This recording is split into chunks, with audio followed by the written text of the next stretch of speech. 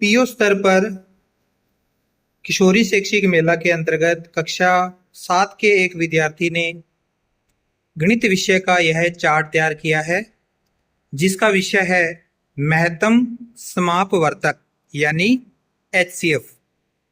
HCF क्या होता है?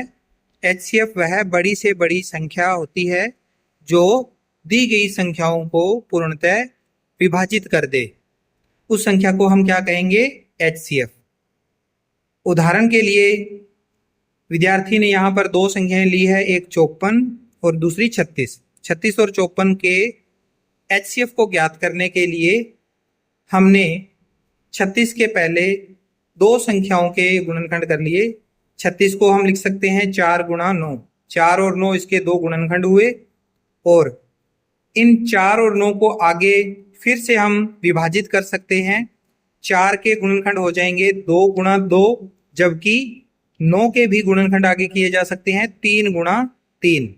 इसी तरह से आप आगे देखोगे तो इन 2 का और 3 का आगे गुणनखंड संभव नहीं है, इसलिए इनको हम बोलेंगे अभाज्य गुणनखंड। 36 के अभाज्य गुणनखंड हो जाएंगे 2 गुणा 2 गुणा 3 गुणा 3। इसी तरह से हमने 54 के भी अभाज्य गुणनखंड करने हैं। सबसे पहले 54 को हमने दो संख्याएं 6 और 9 के गुणनखंड के रूप में लिखा, 6 गुणा 9। फिर आगे 6 के पुनः गुणनखंड प्राप्त किए जा सकते हैं, 6 को आगे विभाजित किया जा सकता है।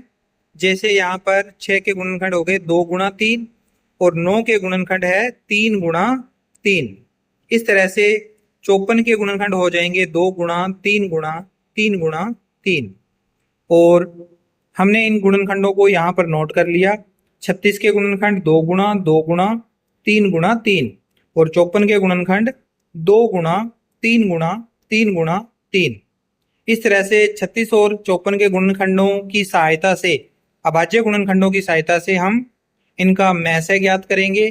तो मैसे ज्ञात करने के लिए हमें इन दोनों संख्याओं के अभाज्य गुणनखंडों में से उभयनिष्ठ गुणनखंडों को चुनना होता है। तो यहाँ पर बॉक्स के अंदर आप देखिए 2 का एक गुणनखंड इन दोनों ही गुणनखंडों में कॉमन है। इसके अलावा 3 के ये दो गुणनखंड है जो कि कॉमन आ रहे हैं। इस तरह से हमारे पास 36 और 54 में से जो कॉमन आने वाले गुणनखंड है उनको यहाँ पर हमने लिखा, और इसी को ही हम क्या बोलेंगे? मैस है, यानी महत्तम समापवर्तक। 2 गुणा 3 गुणा 3 और गुणा करने पर इसका आंसर आएगा 18। अर्थात 36 और 54 का मैस है 18 होगा। 18 वह बड़ी से बड़ी संख्या है जिसके द्वारा 36 और 54 दोनों ही पूर्णतः विभाजित हो जाती है। 18 से बड़ी ऐसी कोई संख्या नहीं है जिसका भाग हम 36 और 54 दोनों में दिया जा सके, ऐसा संभव नहीं है।